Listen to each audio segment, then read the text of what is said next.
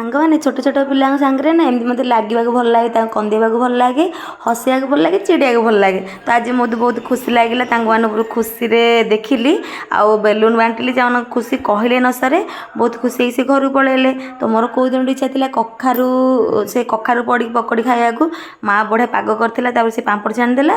ମୁଁ କହିଲି ଦେ ମୁଁ ଟିକେ ଛାଣିବି। ସେ ଆକ୍ଚୁଆଲି କ'ଣ କହିଲେ, ସେ ପକୋଡ଼ି ଛାଣିବ ମା ନା ସେ ଗୋଟେ ଜାଗାରେ ନିଦା ନିଦା କରି ଛାଣିଦେବ। ମୁଁ କହିଲି ନା ମୁଁ ଛାଣି ସବୁଆଡ଼େ ପୁରା ଖେଳେଇକି। ତ ମା ଚା କଲା, ଲାଷ୍ଟ ପାମ୍ପଡ଼ ପକୋଡ଼ି ଚା ଆଣିଲା। ତ କେଉଁ ଦିନରୁ ଭାବୁଥିଲି ଚାରେ ପକୋଡ଼ି ମିଶାଇ ପିଇବି, କାରଣ ମୁଁ ମୋବାଇଲରେ ବି ଦେଖେ ଜଣେ ଜଣେ ପିଅନ୍ତି। ତ ଭାବିଲି କେମିତି ଟେଷ୍ଟ, ସାଙ୍ଗମାନେ ବହୁତ ଟେଷ୍ଟ ଲାଗିଲା।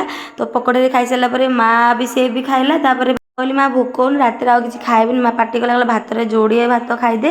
ତ ସେଥିପାଇଁ ଭାତ ଲେମ୍ବୁ ଆଉ ଏଣେ ଖାଇଦେଲି। ମା ଗୋଟେ ସେଉ ଖାଇଲା। ତାପରେ ସାଙ୍ଗମାନେ ମୋ ମା ମୋ ପାଇଁ ମାଣ୍ଡିଆ କେଉଁ ଦିନଠୁ ଭାବିଲାଣି କରିବ ବୋଲି, କେବେ ଚୁରୁ ନଥିଲା। ଫାଇନାଲି ଆଜି ଚୁରେଇକି ଆଣିଲା। ଡଲି ଖୁଡ଼ି ମୋ ପାଇଁ ମାଣ୍ଡିଆ ତିଆରି କରିଦେଲେ।